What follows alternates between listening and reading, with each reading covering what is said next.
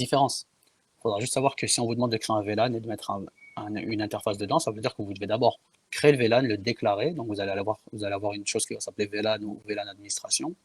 Vous cliquez dessus, vous aurez une petite, comme sur Exchange un peu hier, vous aurez même pas un plus, il y aura écrit add, qui veut dire ajouter.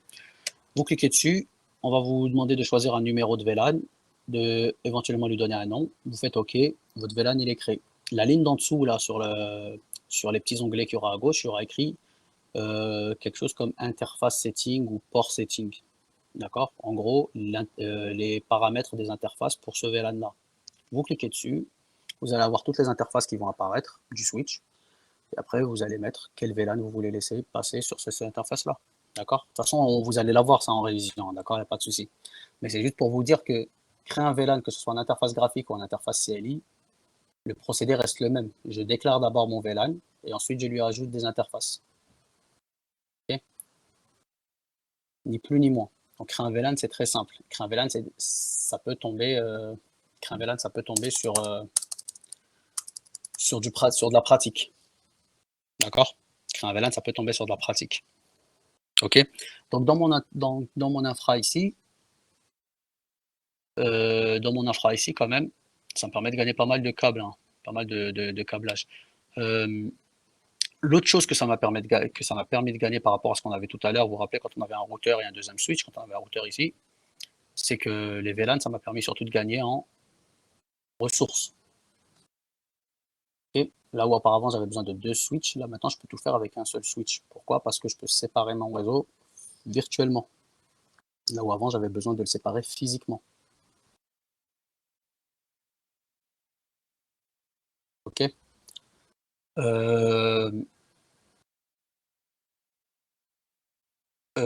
Avantage des VLAN. Qui se rappelle? 3 avantages pour les VLAN. Question écrite qui tombe au CFIAC alors en plus. Économique. Ouais, première raison sécurité. économique. Ouais. Et la troisième, je sais pas. Première raison économique. Ensuite sécurité, fiabilité. Pourquoi? Parce qu'on a réduit les domaines de.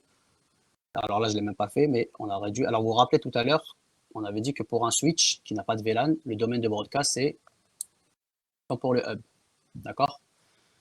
Maintenant qu'on a mis des VLAN, si j'envoie une requête en broadcast du PC2 là, sachant que PC2 et PC3 sont ensemble, PC0, PC1 sont ensemble. Si j'envoie une requête en broadcast ici là, du PC2, c'est qui reçoit la requête? Alors, mon PC2 qui est là, alors, et avec le PC3. PC3 qui est sur le même VLAN, qui reçoit ma requête de broadcast si je fais une requête de broadcast depuis le PC2? PC3. Ouais. En réalité, on a réduit le domaine de broadcast uniquement au VLAN, aux interfaces du VLAN. Donc là, par exemple, ici, là, je me retrouve avec juste ça. D'accord? En fait, mon domaine de broadcast, il ne concerne que les interfaces qui sont ajoutées dans mon VLAN. Donc là, j'ai réduit mon domaine de broadcast. Donc mon réseau, il est plus fiable. Ok, pourquoi? Parce que mon réseau, il va circuler beaucoup plus vite. Là où avant, j'avais 20 machines qui me faisaient de la RP tout le temps, là, j'en ai plus que 2 ou 3. Forcément, mon réseau, il est beaucoup plus fiable. Pareillement ici. D'accord? Donc, pourquoi est-ce qu'on segmente des réseaux? Parce que plus on découpe un réseau, moins il y a de machines dessus.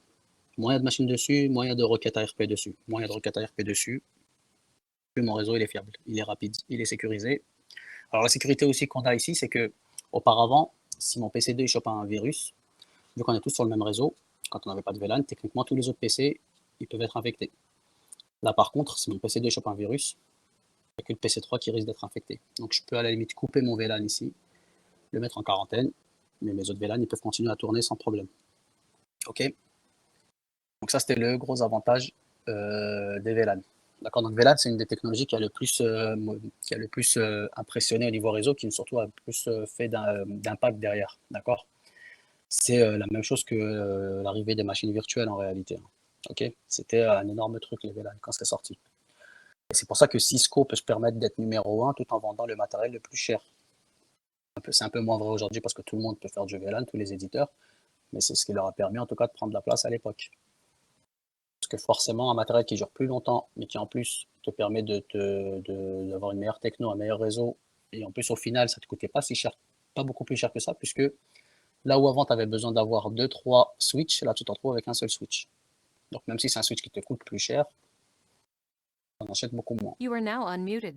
Au final, VLAN, c'est quand même la grosse techno de Cisco. D'accord?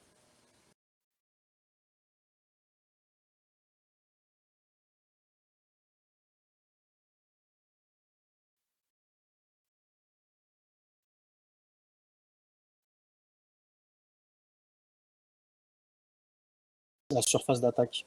La surface d'attaque.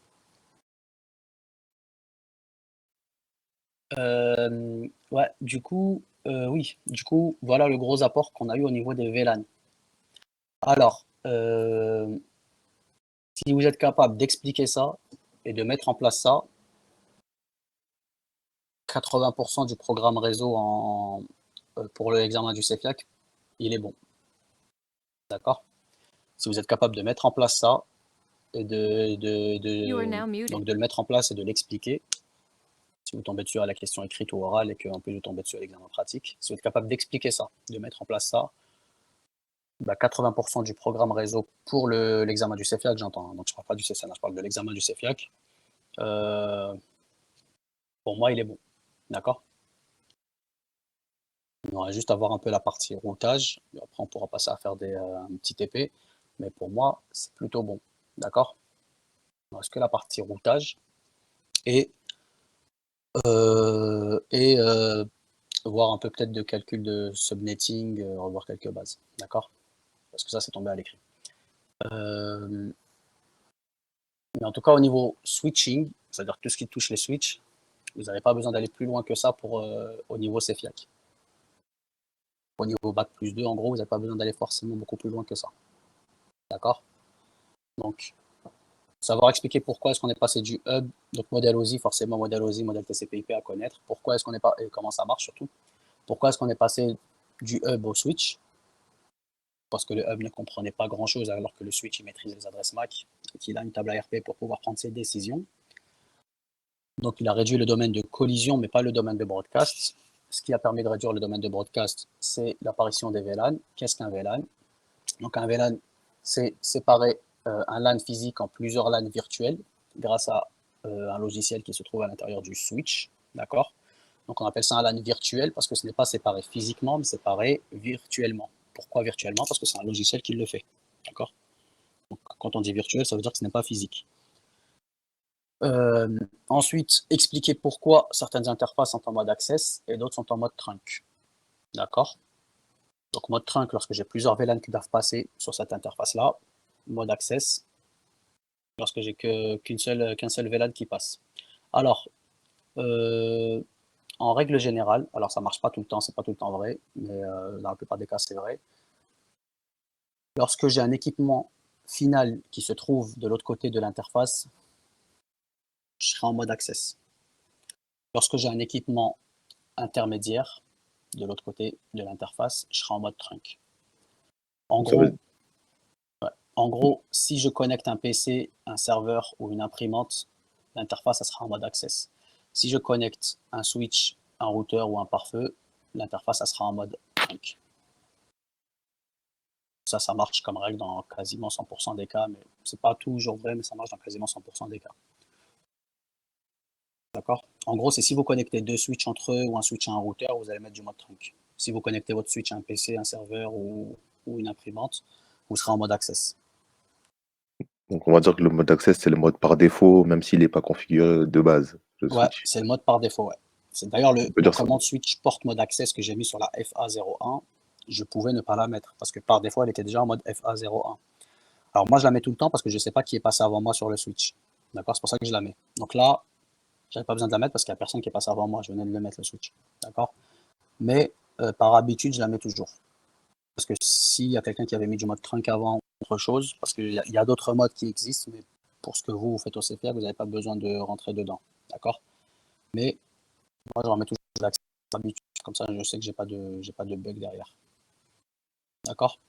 Donc, si vous êtes capable d'expliquer ça et de le mettre en place, donc là, vous avez vu, hein, pour mettre en place des VLAN, c'est déclarer le nom du VLAN, affecter des interfaces au VLAN, et ensuite, si vous devez les mettre en mode trunk, C'est vrai que j'ai pas montré comment on fait pour mettre du mode trunk. Donc, on va passer sur le mode trunk depuis un switch. Mettre en place du mode trunk. Sauf si c'est... On peut vérifier avec le mode show VLAN de toute façon. Ouais, mais la commande en réel pour le mettre. Donc oui, prenez l'habitude de faire beaucoup de vérifications, hein, d'accord? Vérification de vos ports, les shows, tout ça et tout, faut pas hésiter à le faire, hein, d'accord? Donc si je fais un show VLAN, je vais faire apparaître euh, les, euh, les interfaces qui sont en mode access, d'accord? Ici je les vois. Et là j'en ai pas en mode trunk, donc là je vais pas les voir tout de suite, d'accord? Mais oui, c'est quelque chose que je peux faire, d'accord? Pour mettre en place du trunk, c'est très simple, hein. Je repasse en mode conf.t. J'ai envie de mettre la, je sais même pas c'est laquelle que j'ai mis ici, ça doit être la FA05 j'imagine. On va y regarder. Ça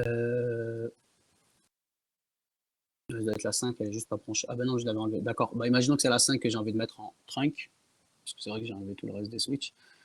C'est très simple. Donc je repasse en mode conf.t, d'accord. Donc comme c'est l'interface FA05 que je vais faire, bah, je vais aller indiquer que je vais travailler sur la FA05, d'accord. Donc au lieu de mettre un switch port mode access, là je fais un switch port mode trunk, d'accord. Et comme on a dit que nous on faisait du trunk sans taguer, sans rien, bah, je mets un entrée et je ressors, d'accord. Ça veut J'ai dire pas après, besoin d'aller plus loin. ça veut dire après quand on le vérifie, enfin ce qu'on remarque souvent, pour les modes trunk, on voit souvent que par exemple le FA, par exemple un tel qu'on a configuré, FA01 ou FA05 ou peu importe, et ben il disparaît. Ça veut dire que ce port-là, il est trunké. Le port qui disparaît quand on met sur VLAN. Exactement. Le port Voilà. qui sera pas. Alors si je fais un show VLAN, alors là par contre tu vas pas le voir disparaître parce que j'ai personne de branché sur Ah, quand c'est pas bon. l'interface FA05. Pour le moment, elle est encore active. D'accord? J'ai branché personne dessus. Quand elle est Par contre, branchée, il disparaît. exactement. Par contre, là, quand je Ouais. vais brancher un équipement dessus, vu qu'elle est en mode trunk, elle va disparaître de la liste qui est là. D'accord? Ouais. Donc, je vais le faire pour que vous le voyez.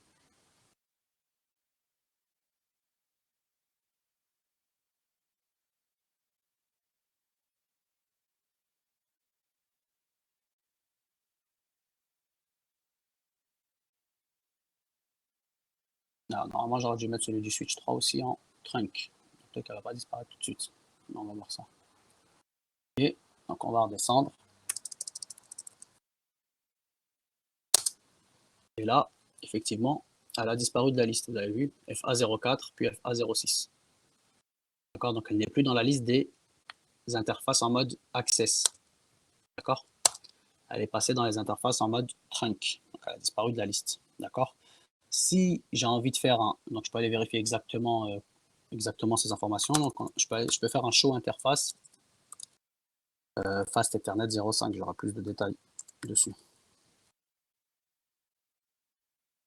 Alors, on va dire. Donc là, je le vois bien, c'est écrit quelque part, que je le trouve juste. Tac, tac, tac, tac, tac. Alors c'est un peu petit.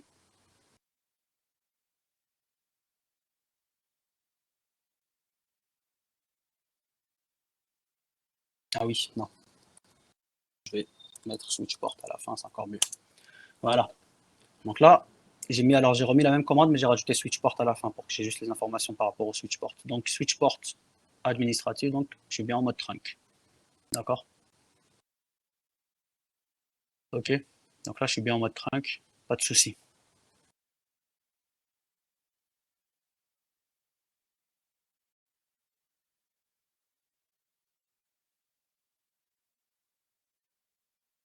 Donc voilà, pour mettre une interface en mode trunk, c'est pas plus compliqué que ça. Ok.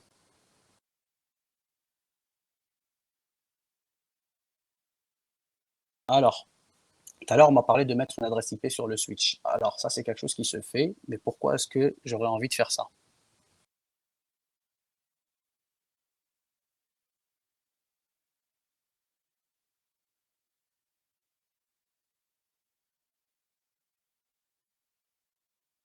Dans quel cas est-ce que je peux avoir besoin de mettre une adresse IP à un switch?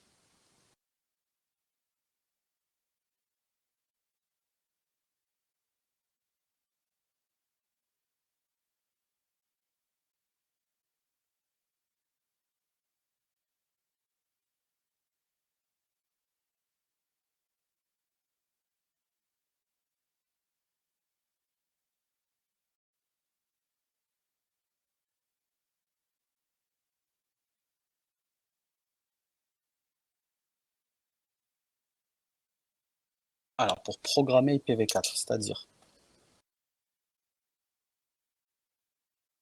Alors, le jour de l'examen en pratique, faites très attention aux mots que vous direz, d'accord? Par exemple, programmer IPv4, ça veut rien dire. Étendue de broadcast, ça veut rien dire non plus d'ailleurs. Faites très attention aux mots que vous utilisez, d'accord? Vraiment être précis sur les mots. Et on essaie de ne pas dire des mots juste pour dire des mots, d'accord? Parce que ça, les examinateurs, je sais qu'ils n'aiment pas du tout, et c'est sur ça qu'ils essaient de piéger en plus énormément. C'est mieux de dire j'ai pas compris ou je sais pas que de balancer des mots. Faire très très attention aux mots qu'on utilise le jour de la pratique, d'accord? Alors, dans quel cas est-ce que je peux avoir besoin de mettre une adresse IP à mon switch?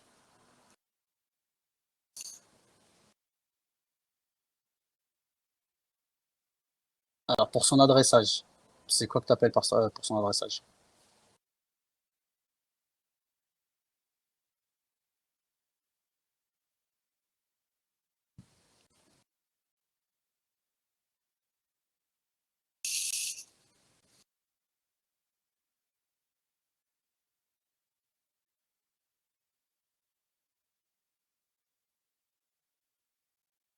Qu'est-ce qui justifierait que mon switch doive porter une adresse IP?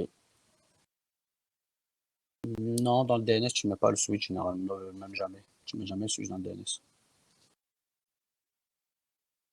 Et qu'est-ce qui pourrait justifier que mon switch ait besoin d'une adresse IP? Moi, j'aurais dit, par exemple, s'il y a un autre réseau différent, par exemple, il y a un routeur entre deux switches, on aurait forcément besoin d'une adresse IP.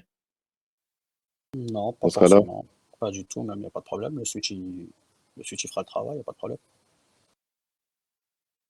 Non, le switch n'a pas besoin d'une passerelle, c'est les PC surtout qui ont besoin d'une passerelle. Alors, ça aurait été comment, différent. comment vous faites pour joindre un switch qui n'a pas d'adresse IP, par exemple? Vous voulez vous connecter au switch pour l'administrer à distance. S'il n'a pas d'adresse IP, quelles sont les solutions qui vous restent? Bah, il y a les câbles. À distance, Bah, on n'a pas c'est-à-dire de sans solution. câble. Si, Exactement. y a pas de sou- Non, sans adresse IP, alors, tu ne peux joindre personne sur un réseau à distance si tu n'as pas l'adresse IP. L'adresse IP, c'est le minimum. Donc, un switch qui ne porte aucune adresse IP, à distance, vous ne pourrez jamais y accéder, Donc on peut pas l'administrer à distance. Donc en sans fait, adresse IP. Voilà. l'adresse IP, c'est pour pouvoir l'administrer en fait. Exactement. Donc, cette adresse IP-là, elle s'appelle une adresse IP d'administration. D'accord? On appelle ça une IP d'administration. Et l'interface qui va porter cette adresse IP-là, on va appeler ça une interface de gestion. D'accord? Alors, généralement, cette interface de gestion-là, on va faire en sorte que ce ne soit pas une interface physique, mais une interface virtuelle. Alors, je m'explique. Une interface physique, c'est si je fais ici un show interface, d'accord? J'ai toutes mes interfaces qui vont apparaître. En gros, c'est celles qui vont de FA01 à FA024 et les 2 gigabits Internet, d'accord? Ok, donc là, je peux faire défiler, il y en a pas mal, ok? Les interfaces virtuelles, ben là, j'en ai une qui est apparue, c'est les interfaces des VLAN, d'accord? Donc, au lieu de donner l'adresse IP à une interface physique, parce que je risque en fait de la bloquer, cette interface physique-là, d'accord? Si je lui donne une adresse IP, cette interface physique-là, techniquement, je peux quasiment plus brancher personne dessus, d'accord? Donc, je perds en fait une place. Donc, Cisco, ils se sont dit, au lieu de bloquer une interface pour rien, vu que nos switches coûtent cher, bah forcément, on va essayer de perdre le moins de place possible. On va décider de autoriser un VLAN à porter une adresse IP. Et ce VLAN-là, ça sera ce qu'on appelle le VLAN de gestion. D'accord? On appellera ça le VLAN de gestion. Donc, votre VLAN de gestion, c'est vous qui allez décider quel VLAN va vous servir comme VLAN de gestion. Alors, on appelle ça le VLAN de gestion ou le VLAN d'admin. D'accord? Par défaut, c'est le 1. D'accord? Par défaut, c'est le 1, donc là, on pourrait laisser le 1. OK? Alors, dans une vraie entreprise, le 1, vous l'enlevez directement. Pourquoi? Parce que comme c'est par défaut, c'est un jour où vous faites hacker, c'est le premier VLAN qu'on va venir sniffer. OK? Mais par défaut, c'est le 1. Là, techniquement, je peux décider que mon VLAN 10 que j'ai créé, ce sera mon VLAN d'admin. Donc, ce que je ferai, en réalité, c'est que là, je me remets en mode conf-t. Alors, je ne vois pas ce que j'écris. OK. Et que alors, au lieu d'aller indiquer interface FA01 ou interface FA02, etc., là, je vais taper directement interface VLAN 10. Donc, c'est une interface qui n'existe pas physiquement. D'accord? Là, si je prends mon switch là et que je regarde et que je commence à lire le nom des interfaces, je ne vais pas la trouver VLAN 10. Elle ne sera pas écrite parce qu'elle n'existe pas physiquement. Par contre, elle existe virtuellement. Pourquoi? Parce que j'ai déjà créé le VLAN 10 virtuellement. Donc elle existe virtuellement, je peux rentrer dedans, il n'y a pas de problème. OK? Et c'est ici que je vais mettre mon adresse IP. D'accord? Donc quand j'ai besoin d'administrer mon switch, effectivement, je vais passer par je peux mettre, je sais pas, point 1. Bon, généralement, point 1, c'est quand même le routeur, donc je vais mettre point 2. D'accord? Avec le masque qui va avec. Parce que rappelez-vous, une adresse IP sans masque, ça ne veut rien dire. D'accord? Et un no shutdown, parce que je rappelle que l'interface ici a été éteinte. Et voilà. C'est la seule et unique adresse IP que portera mon switch, et c'est la seule et unique raison pour laquelle je mets une adresse IP à un switch. C'est que pour moi, en tant qu'admin, je puisse accéder à mon switch à distance. Et j'y accède comment? J'y accède sur le VLAN d'administration. Donc là, j'ai choisi le 10, j'aurais pu choisir celui que je veux. On est d'accord? J'ai choisi En le 10 fait, parce qu'il était on, déjà créé. on voit pas trop de loin, même quand on agrandit, les écritures sont Ouais, je floues. peux. Malheureusement, sur Cisco Ah, Packet Tracer, je ne peux pas trop zoomer. Mais c'est pour ça que je vais remettre les commandes après et je vais vous demander de le faire. D'accord? Je vais vous mettre toutes les commandes. D'accord? Mais je veux que vous compreniez le principe surtout. Ok? Le principe, c'est pourquoi est-ce que je mets une adresse IP sur un switch? C'est uniquement pour que moi je m'en serve. D'accord? C'est uniquement pour que moi je m'en serve. Moi, en tant qu'admin, je m'en sers pour me connecter dessus. D'accord? C'est la seule et unique raison. Le switch, là, par exemple, là, le switch, je viens de lui mettre une adresse IP. À aucun moment, il va aller calculer cette adresse IP-là. D'accord? Il ne va pas du tout en prendre compte pour faire son travail. Excuse-moi, Tar, Ouais, tu l'as peut-être dit, mais quand je crée mon VLAN, donc c'est un sous-réseau. ouais.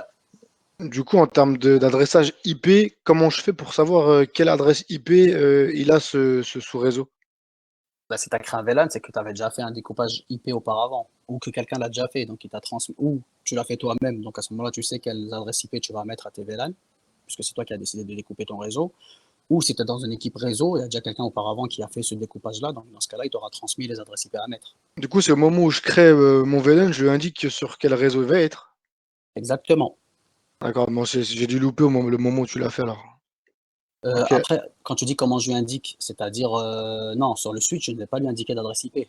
Non, mais au moment où C'est, tu crées le VLAN, tout à l'heure, tu as dit tu as créé VLAN 10, ouais, tu as fait les commandes pour créer un VLAN. À ce moment-là, ouais. tu as indiqué un réseau?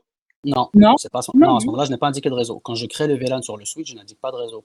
C'est à quel moment que je vais indiquer des réseaux? C'est quand je vais les mettre sur les adresses IP des machines. C'était ma D'accord. question tout à l'heure, en fait, Tahar. Moi, je voulais savoir, en fait, comment relier le VLAN au réseau, en fait, mais c'était Bah, par rapport au port, en fait. C'est ça que j'avais en fait, mal. Oui. regardez, là, j'ai créé par exemple mon VLAN 10. Donc mon PC2 et mon PC3, par exemple, ils sont sur le VLAN 10. Donc là, ici, quand je vais venir mettre mes adresses IP ici, c'est ici que alors que je mets dessus, c'est quand je vais venir ici que je vais voir en fait quelles sont les adresses IP que je vais mettre. D'accord? Quelles adresses IP je vais mettre là? Bah, normalement, en amont, avant de faire tout ça, j'ai déjà établi un cahier des charges avec VLAN 10, il est sur tel réseau, VLAN 20 sur tel réseau. D'accord? Ça, c'est le premier truc que je fais. D'accord? Ou quelqu'un l'a fait auparavant pour moi, si je suis dans une équipe réseau et qu'on s'est partagé les tâches, mais à ce moment-là, il m'a transmis quelles sont les adresses IP que je vais mettre. D'accord? Mais c'est pas sur le switch que je vais indiquer ça. D'accord? Je vais indiquer ça sur mes machines. Je vais dire que le PC2, il portait l'adresse IP, le PC3, il portait l'adresse IP. Ou sur un DHCP si je suis en automatique. D'accord? D'accord, mais Et c'est comme ça qu'on sait quelle est l'adresse IP, quelle est l'adresse réseau du VLAN. Puisque ici, je au vous ni- rappelle qu'une adresse IP et un masque, ça nous donne une adresse réseau. d'accord, mais le PC, là, ouais, le PC, on va lui indiquer la configuration TCP/IP, d'accord? Mais à quel moment, en fait, il n'y a que moi qui sais que, par exemple, cette adresse IP correspond au VLAN 10. Il n'y a que toi en tant qu'administrateur réseau. Oui, Voilà, je veux dire, un client ne le saura pas. non, mais je veux dire au niveau, même au niveau, comment ça s'appelle, configuration au niveau du routeur, au niveau du switch, plutôt au niveau du switch, pardon, il sait pas que le VLAN correspond à 192.168 10.0. Il sait pas c'est moi qui l'ai défini comme ça en fait. Oui, c'est toi qui le définis directement. Ok, d'accord. Pourquoi? Parce que le switch, c'est un équipement de niveau 2. L'adresse IP, il s'en fout. Le switch, pour Hmm. lui, c'est que des adresses MAC. D'accord? Le switch, pour lui, c'est que des adresses MAC. Et ensuite, il y a des adresses MAC qui laissent passer et d'autres qui ne laissent pas passer selon comment tu as fait ton VLAN et quelles interfaces tu as mis. D'accord? Donc ça, c'est le mode access ou le mode trunk. Mais pour le switch, les adresses IP que portent les machines, c'est pas son You are problème en now réalité. unmuted. Lui, pour lui, son problème, c'est est-ce que cette interface-là, elle a le droit de communiquer avec cette interface-là ou pas? C'est tout ce qui compte pour le VLAN. Ouais, lui, en fait, le switch, il réfléchit, il raisonne en termes d'interface et de Exactement. VLAN. Exactement. Pourquoi? Et les Parce que c'est un PC, équipement ils de... vont utiliser ces interfaces et ces VLAN pour communiquer entre eux avec les adresses IP que nous, on va définir sur les PC. Exactement. Alors, le switch, en réalité, c'est un équipement de couche 2. Donc, lui, ce qui Ouais. l'intéresse, c'est uniquement les adresses MAC. Par contre, Ok. les PC, ils utilisent les adresses IP. Donc, du coup, on est d'accord qu'ils n'utilisent pas le même langage. Ouais, d'accord. Donc là, il y a un problème. Qu'est-ce qui permet qu'il y ait une corrélation entre les deux? Entre les adresses MAC du switch et les adresses IP des PC? Parce que Bah, deux machines qui ne c'est parlent pas le même langage, c'est compliqué. Il faut qu'il y ait quelque chose qui traduise entre les deux. Qu'est-ce qui permet justement de traduire ça? L'adresse la MAC et table l'adresse ARP. IP. Le switch Exactement. avec la table ARP. Exactement. C'est pour ça que aussi bien le switch que les PC, ils ont des tables ARP. Parce que sinon, ils ne pourraient pas se comprendre. D'accord? Ouais.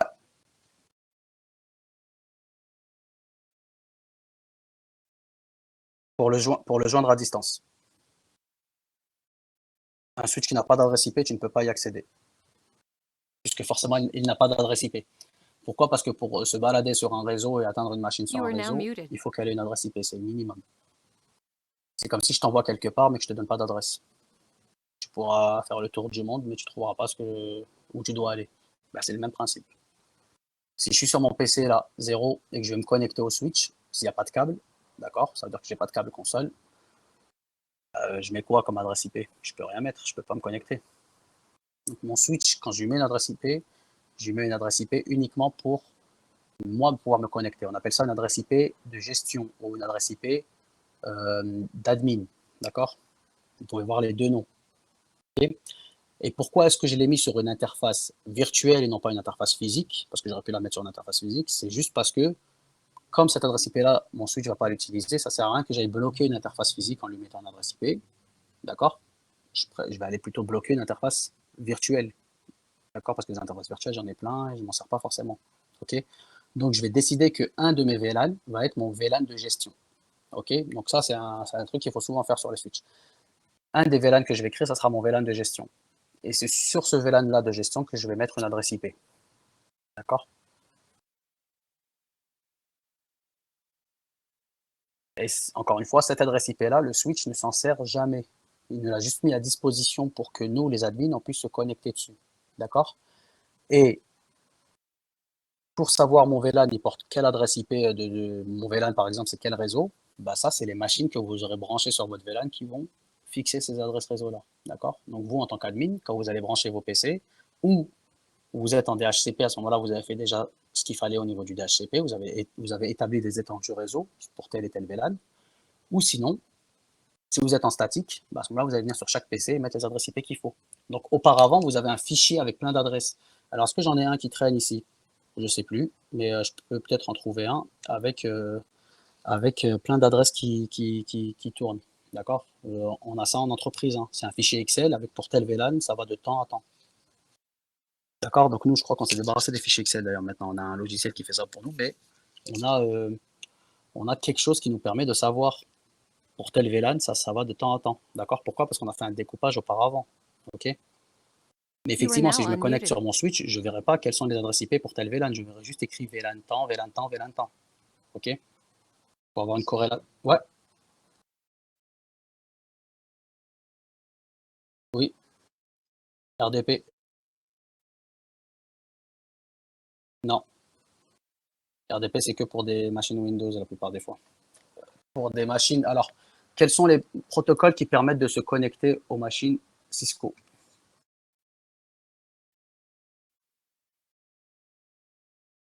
SSH, SSL? Non, SSL, non. SSL, c'est pas un protocole pour se connecter. Alors, SSH, je suis d'accord.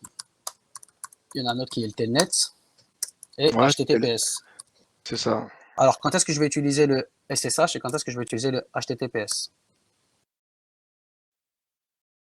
Bah, SSH, je vais l'utiliser quand je suis hors du réseau. Non, même dans mon propre réseau, je peux faire du SSH, il n'y a pas de problème, hein. Regarde, imaginons que j'ai un switch, il est à l'autre bout du couloir, j'ai la flemme de me lever, il a une adresse IP. Je vais me connecter directement. Bah, je peux le faire en telnet là à ce niveau-là. Quand je suis Alors que je vais Alors, pas pouvoir le faire en entre, telnet de l'extérieur. Enfin, je alors pourrais peut-être, mais c'est pas sécurisé. même à l'intérieur même à l'intérieur d'un LAN, faire du telnet, ça peut ne pas être sécurisé. Mais à la limite, SSH telnet, on va dire que c'est plus ou moins la même chose. D'accord? C'est juste qu'il y en a un qui est crypté, l'autre qui n'est pas crypté. Ma question, c'est quand est-ce que je fais du SSH, quand est-ce que je fais du HTTPS? Bah, HTTPS, je l'utilise avec un, comment on appelle ça? Ah là là, un navigateur. Alors, Navigateur. alors que SSH et Telnet, faut que je l'utilise avec une application. Enfin, Non, avec, avec PuTTY. voilà, avec Putty, je cherchais le nom. Merci. D'accord, avec un émulateur de terminal, le plus connu étant PuTTY. Je suis d'accord avec toi, mais du coup, ça veut dire que si je fais du HTTPS, il faut que l'OS, il faut que la machine sur laquelle je me connecte, il faut qu'elle ait quoi? Il En faut fait, qu'elle ait le port HTTPS ouvert. Ça En fait, serait le parfait à la HTTPS, c'est limite, pour, mais pardon. ouais, j'écoute. HTTPS, en fait, c'est pour les EOS qui sont sur Windows et Non, HTNS, c'est pour Linux. non, non, non, non, non, non, C'est non. pas ça? Non. Alors attention, ça c'est, faut pas que ça sorte ça à l'examen, hein. Ah oui, D'accord. d'accord. Je peux faire du SSH sur un Windows, il n'y a pas de problème, si c'est un Windows Core par exemple. Alors HTTPS, ça veut dire que je me connecte sur quoi? C'est quoi comme machine qui tourne derrière? Alors Nabil, il a donné un début de réponse. Ouais, ça veut dire qu'il y a un serveur web qui tourne derrière. D'accord? Ça veut dire qu'il y a un serveur web qui tourne derrière. Une machine sur laquelle je peux me connecter en HTTPS, ça veut dire qu'il y a un serveur web qui tourne derrière, ça veut dire qu'elle a une interface web à m'offrir. D'accord? Alors, un switch, par exemple, comme celui que j'ai sur ce Cisco-là, Packet Tracer, il n'a pas de serveur web. D'accord? Donc, il n'est You accessible are qu'en now muted. SSH. D'accord? Pourquoi? Parce que c'est un OS qui n'est qu'en CLI. Il n'existe pas en GUI. D'accord? Par contre, les switches un peu plus récents, ils sont tous équipés de serveurs web pour la plupart d'entre eux. Donc, ils vous offrent toujours la possibilité de vous connecter en SSH. Pourquoi? Parce que la CLI, elle est toujours présente. C'est quelque chose qu'on ne peut pas enlever. La CLI, c'est la base. Par contre, l'interface graphique, d'accord? L'interface graphique, qui est présente via le serveur web, celle-là, c'est une option. C'est en plus pour certains équipements. D'accord? Bon, à présent, tous les équipements quasiment la mettent, mais c'est en plus. D'accord? Donc, si la machine sur laquelle je me connecte, elle a une interface graphique à m'offrir, là, je peux passer par de l'HTTPS. Par contre, si la machine sur laquelle je me connecte, elle n'a pas d'interface graphique, donc elle n'a que de la CLI, je ne peux pas faire d'HTTPS dessus. Donc, je ferai que du SSH parce que le telnet n'est pas sécurisé. D'accord? Donc, ça, il faut bien retenir. Quelles sont les manières de vous connecter à un équipement Cisco? Alors, le SSH, ça marche toujours, il n'y a aucun problème. D'accord? Enfin, tant qu'on ne l'a pas coupé, on peut décider de couper le SSH, hein, pas de problème. Mais par défaut, normalement, ça marche. D'accord? Telnet aussi, par défaut, ça marche toujours. Par contre, le HTTPS, ça ne marche que si la machine donc, cible, donc si le switch sur lequel vous cherchez à vous connecter ou le routeur, il vous offre une interface web. Donc, il vous offre une interface graphique. D'accord? Donc, c'est pour ça qu'on dit qu'il y a des équipements qui sont en interface graphique et des équipements qui sont en interface uniquement ligne de commande. OK? Alors, ce que je viens de dire là, c'est réel aussi pour certains équipements, certaines machines qui tournent sur Linux, hein, par exemple. Vous prenez un Linux, vous prenez un Ubuntu, vous pouvez faire du RDP, par exemple, dessus. D'accord? Parce que vous avez une interface graphique sur les Ubuntu. Vous prenez un Red Hat qui n'a pas d'interface graphique, vous ne pourrez pas faire de RDP dessus. Vous serez obligé de vous connecter en SSH dessus. D'accord? Donc, qu'est-ce qui va vous faire choisir entre SSH ou HTTPS? C'est la machine cible. D'accord? On appelle ça la machine cible. C'est la destination où vous allez. Si la destination, elle vous propose une interface graphique, faites du HTTPS. Si elle ne vous en propose pas, faites du SSH. D'accord? Bah, du coup, ça nous propose du HTTPS. On va être sur une interface graphique. Exactement. Donc ça veut dire que ça va être. Alors, interface graphique, il y a deux protocoles qui vous permettent de vous y connecter à distance. Il y a le RDP, d'accord, ce qu'on appelle le bureau à distance. D'accord, vous allez dans votre Windows, vous tapez bureau à distance, vous allez le voir. Ou navigateur web. Les deux n'utilisent pas le même protocole. Le bureau à distance utilise un protocole qui s'appelle Remote Desktop Protocol, le protocole de bureau à distance. Le navigateur web utilise le protocole qu'on appelle HTTPS, puisque maintenant c'est du HTTP over TLS, d'accord, qui est le nouveau nom du SSL. Donc c'est un HTTP qui est plus sécurisé, d'accord. RDP, par exemple, sur même une interface web de Cisco ne marchera pas. Pourquoi? Parce que c'est pas un protocole qui est géré, d'accord. Donc HTTPS, pour Cisco, c'est le seul protocole qui tourne en interface graphique. D'accord?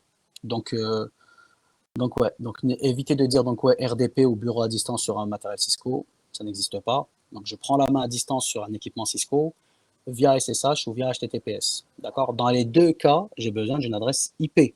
D'accord? Dans les deux cas, j'ai besoin d'une adresse IP. Tout simplement parce que si j'ouvre un Firefox, la première chose que je vais mettre, c'est l'adresse IP.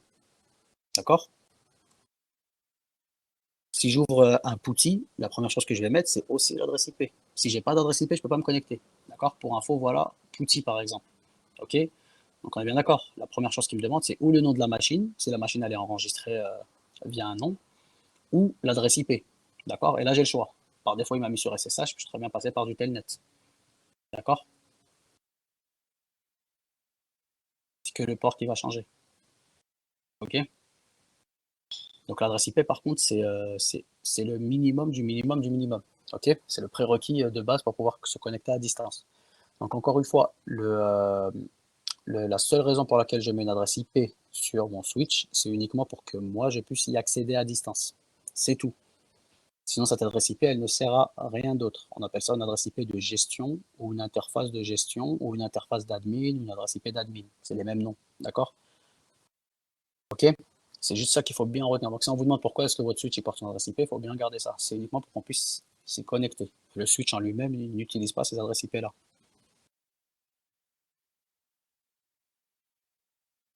Alors, par contre, et on s'arrêtera là, on reprendra cet après-midi, comment je fais pour que, on est d'accord que là, mon PC2 et mon PC3, ils sont sur un réseau, mon PC0 et mon PC1, ils sont sur un autre réseau. Comment je fais pour les faire communiquer entre eux?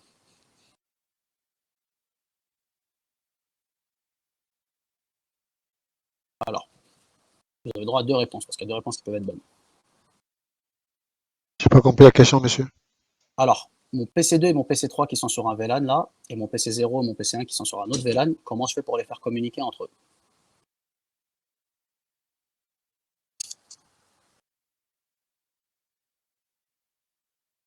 Non. Essayez de ne pas mettre n'importe quoi dans les réponses parce que ça va vous poser préjudice pour l'examen. Parce que là, c'est des réponses où alors ni CLI, ni CLI, ni AD. Comment je fais pour faire communiquer deux réseaux? Routeur. Routeur. Alors, à partir du moment où on veut faire communiquer deux réseaux, il n'y a pas à chercher 100 000 trucs. Routeur. Alors, Driss, à quoi sert le DNS? On va prendre ta réponse et on va voir pourquoi est-ce que c'est pas la bonne réponse. You are now Il unmuted. faut que vous preniez l'habitude de réfléchir avant de mettre la réponse. Pourquoi est-ce que ça peut pas être la bonne réponse? Alors, DNS, à quoi il sert? L'homme est fou. Non, faux, ça ne veut rien dire. Il faut vraiment que vous preniez l'habitude de prendre les bonnes Traduire une adresse définitions. IP en nom. Vraiment, vraiment. Un DNS, donc Domain Name Service. Je t'écoute, je ne sais plus c'est qui parlait, Franek, je crois. Ouais, traduire une adresse IP en nom ou l'inverse. Exactement. Traduire une adresse IP ou un nom en inverse. Donc, ou tu prends un nom de domaine, ça te donne une adresse IP, ou tu prends une adresse IP, ça te donne un nom de domaine. Voilà le rôle du DNS. Donc, il faut que vous fassiez, je sais pas, pour certains d'entre vous, il faut que vous fassiez peut-être un cahier avec des définitions exactes. Parce qu'il faut que ça soit vraiment très clair dans votre tête. À quoi sert un DNS? Surtout DNS, DHCP, tout ça, c'est des services où, par rapport au niveau où vous en êtes maintenant en formation, il faut que ça soit très clair. D'accord? Donc le DNS, il ne rentre pas du tout dans ces histoires-là de routage. Oui, Feswal. Non, je voulais dire que c'est un service en fait, c'est un annuaire numérique. Il marche comme un annuaire, exactement. Ça marche comme un annuaire et ça met en corrélation des noms avec des IP. Pourquoi? Parce que l'être humain a plus de facilité avec les noms et les machines ont plus de facilité avec l'IP. Donc, enfin, avec les chiffres. Donc, il nous fallait quelque chose qui nous fasse la traduction. Ok? C'est simple. Comment vous vous serviriez de votre téléphone s'il n'y avait pas de contact dedans? Si vous deviez garder tous les numéros de téléphone, vous ne pourriez pas. D'accord? C'est le même principe. Donc oui, avant de donner une réponse... Oui. Non, c'est comme par exemple les fournisseurs d'accès Internet. Ils ont leur propre DNS pour avoir tous les paramètres. Bien sûr. Bien sûr. Généralement, de toute façon, toutes les entreprises elles montent leur propre DNS. Parce qu'en interne, tu ne peux pas avoir de DNS public, puisque les adresses ne sont pas routables.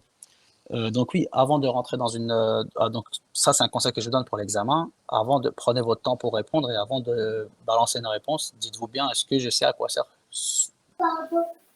pour la réponse que je vais donner? Voilà, faites-vous une bonne définition dans la tête. Ça va tout de suite vous dire est-ce que c'est en rapport avec ce à quoi vous allez répondre ou pas. D'ailleurs, j'ai D'accord? une question. Ouais. J'ai une question. Oui. Pourquoi le service DNS tombe rarement en panne? Pourquoi? Alors je ne pourrais pas te dire parce que pour moi, le service DNS ça tombe très souvent en panne. C'est le premier service qui se fait hacker. D'accord. C'est juste que généralement on le backup pas mal avec pas mal d'autres DNS. Mais le DNS généralement c'est le premier truc qui tombe en panne. Quand il se fait hacker en tout cas. Ah, je pensais quand vous parlez de backup, comme il y a deux DNS, en fait, la Oui, en primaire fait, et le secondaire. c'est ça. Bah, souvent on en met même plus que deux, hein, parce que le DNS c'est une des premières machines qui se fait hacker. On appelle ça une attaque DDoS. Ça subit beaucoup d'attaques DDoS les DNS. Et en plus, généralement quand tu veux vraiment embêter une entreprise, c'est le DNS que tu fais tomber.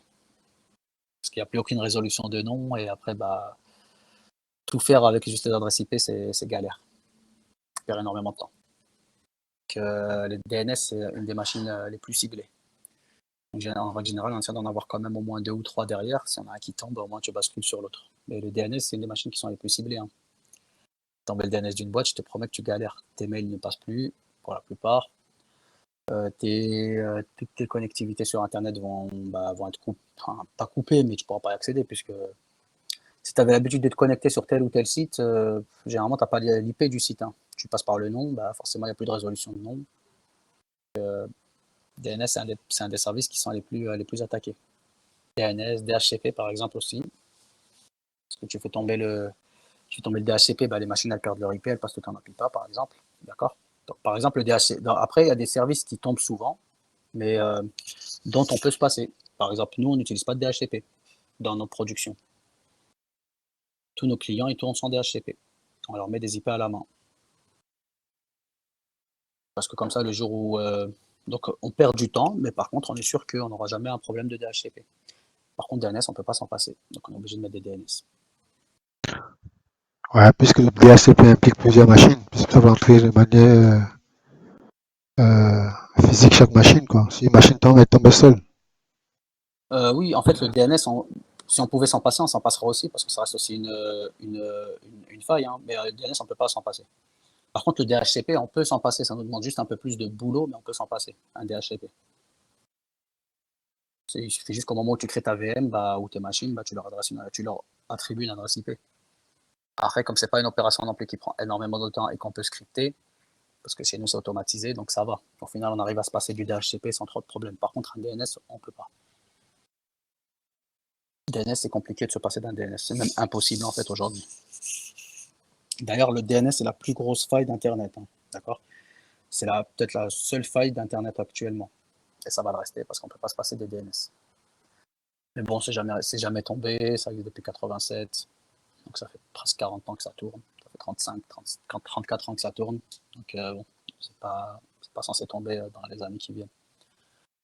Quoique, on ne peut jamais être sûr à 100%. Ok, écoutez, on va se faire une pause. Ouais, on va peut-être se faire une pause là. J'ai peut-être envie de finir juste 2 petites secondes. Ouais, je vais peut-être prendre 15 minutes en plus, on fera la pause un petit peu décalée. Je vais juste voir. Alors, juste sur ce qu'on vient de voir là. Juste sur ce qu'on vient de voir là. Est-ce que tout le monde est plus ou moins à l'aise pour faire au moins le création des VLAN? Déjà, bon, expliquer pourquoi est-ce qu'on est passé du hub au switch. Domaine de broadcast, domaine de collision. Ça, pour moi, c'est des choses qu'il faut maîtriser. D'accord? Je vais les mettre sur les notes. Alors, donc du hub au switch. D'accord? Domaine de broadcast et de collision. Ça, faut être capable de l'expliquer. D'accord? Domaine de broadcast et de collision. Quoi d'autre? Oui. You are now unmuted. Ouais, OSI TCP/IP, c'est même un peu avant les hubs. Pour moi, c'est le premier truc. Alors, quand je dis OSI TCP/IP, c'est pas que connaître, hein, c'est savoir le principe des couches, à quoi sert chaque couche, d'accord? Les 3 dernières couches, on s'en fiche. Application, présentation, session, ça ne nous concerne pas. C'est pour les devs. Ensuite, VLAN, d'accord? Et tout ce qui va être le trunk, d'accord? Ouais, ça rentre dans les VLAN, d'accord? Donc VLAN et trunk, d'accord? Alors, si tout le monde est capable de faire ça, ça me va, d'accord? Donc je vous propose un exercice qu'on fera, que vous pourrez commencer dès que vous revenez, d'accord? Et je ferai la correction avec vous directement, ok? Donc je le mets dans les notes, tout le monde arrive à voir les notes partagées, on est d'accord? Ok. Donc on va You are monter now 2 muted. switches, d'accord? On va monter 2 switches. Dedans, je veux avec chacun 2 VLAN, ok? Donc je vous laisse le choix, hein. Vous les nommez, vous mettez les numéros que vous voulez, d'accord? On ne se casse pas la tête, d'accord? Vraiment, vous faites comme vous le sentez. Un VLAN qui portera, je vous donne juste les adresses IP des réseaux. Comme ça, au moins, on est tous raccord sur ça. Et un autre qui sera en...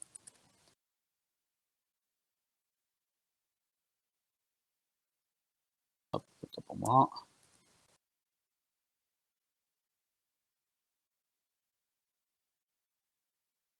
Ok, voilà.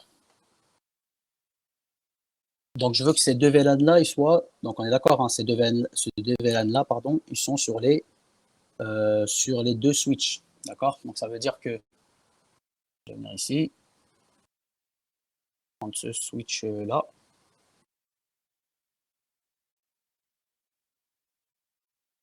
D'accord? Donc, techniquement... Je vais tout ça, j'ai enlevé ça, j'ai enlevé ça. Donc, je veux que techniquement... zut. Voilà. Techniquement, les VLAN que vous allez créer sur le switch 0, je veux qu'ils existent aussi sur le switch 4. Enfin, sur le deuxième switch, pardon. D'accord? Qui est là. OK? Les mêmes switches, les mêmes VLAN, d'accord? Si par exemple ici vous avez appelé VLAN 1, VLAN 2, enfin, on ne pourra pas mettre VLAN 1, il existe déjà. Donc si ici vous avez mis VLAN 2, VLAN 3, ici, vous allez remettre les VLAN 2, VLAN 3 aussi ici. D'accord? OK. Donc je vous laisse gérer les interfaces que vous voulez mettre dedans. Je ne vous mets pas de contraintes, vous faites ce que vous voulez. Je veux juste que il y ait un PC du un PC du VLAN 1. En gros, ce que je veux, c'est qu'il y ait un PC du VLAN 1 ici qui puisse pinguer le PC du VLAN, de l'autre VLAN ici. D'accord? Donc, je veux que les VLAN puissent communiquer. Un peu plus précis, ça va être plus simple. Je finis juste l'infra et ça va vous paraître un peu plus compréhensible. Alors, je reprends où j'en étais.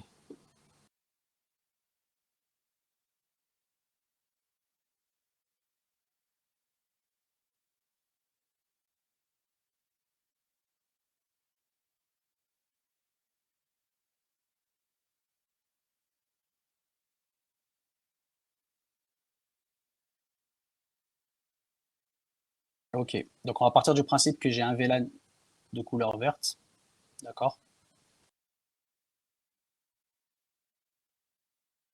Donc j'ai un VLAN vert, donc c'est les mêmes VLAN, c'est juste qu'ils sont sur des switches différents, et un VLAN rose, ou violet, ou j'en sais rien. Je vais trouver une couleur qui va passer, voilà. Alors, hop, hop. Donc le but c'est que le PC qui est sur le VLAN violet là ou bleu, il puisse communiquer avec le PC qui est sur le VLAN bleu ou violet de l'autre côté. D'accord? Pareil pour le vert, ou j'en choisissais un des deux, n'importe. Donc ça veut dire qu'il faudra qu'il y ait du trunk d'ici à là. Ok? Voilà. Alors au niveau des commandes, je vous mets la liste des commandes à mettre. Donc création de VLAN. Donc c'est en donc faut être en conft. Sur ça c'est bon. VLAN avec le numéro, d'accord. name VLAN, d'accord, vous mettez le nom que vous voulez. Je vous mets, d'accord. Ensuite, vous pouvez sortir. Ok. Ensuite, affecter les ports au VLAN. Donc ça c'est pareil, hein. Interface range. Donc vous allez du 0, je vous laisse voir comme vous voulez, hein, d'accord. Donc les X, vous pouvez remplacer ça par ce que vous voulez, hein. Par exemple, pour le nom, vous mettez ce que vous voulez, et là pour l'interface, vous mettez ce que vous voulez comme interface, ça ne me dérange pas. Si vous voulez mettre du 1 au 6, du 1 au 10, vous faites ce que vous voulez, d'accord. Tant qu'il y a bien 2 VLAN, ça me va. Donc switch port, mode access, et ensuite, il n'y a pas de E, switch port access mode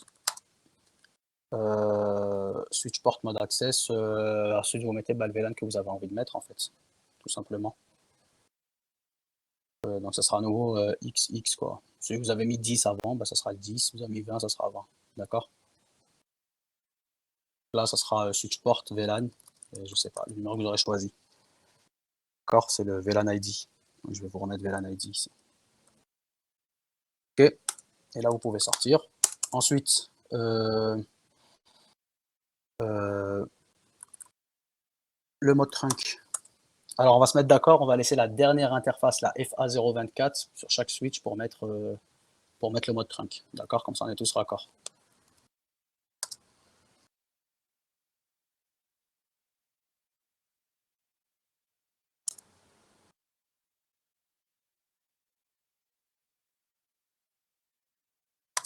Ok, switch port mode trunk.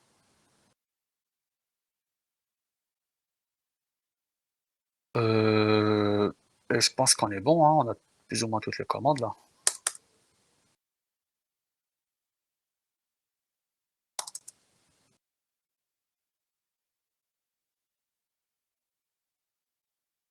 Ah, pas pour moi. Est-ce que j'ai oublié des commandes? Est-ce qu'on en a vu d'autres ensemble que j'ai pas mis? J'ai regardé, mais je pense qu'on a tout mis là. D'accord, donc il n'y a pas énormément de commandes à mettre. Ok.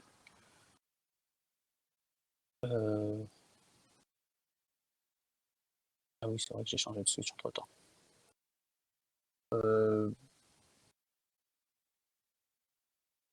Bah pour moi c'est bon. Alors juste n'oubliez pas, il faudra bien mettre des adresses IP, mettre les adresses IP à vos machines.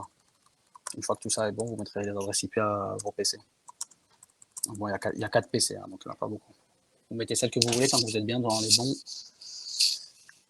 les bons, dans les bons ranges, d'accord. Tant que vous êtes bien dans ces bons réseaux-là. On est d'accord?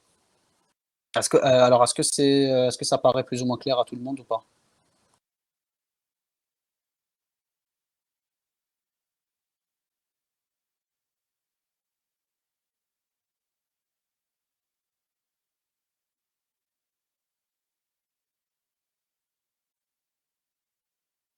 Ok. Bah écoutez, on peut partir en pause. On reprend à 13h15, 13h20. Mais on peut commencer directement ça, hein. On fait le paquet tracer directement.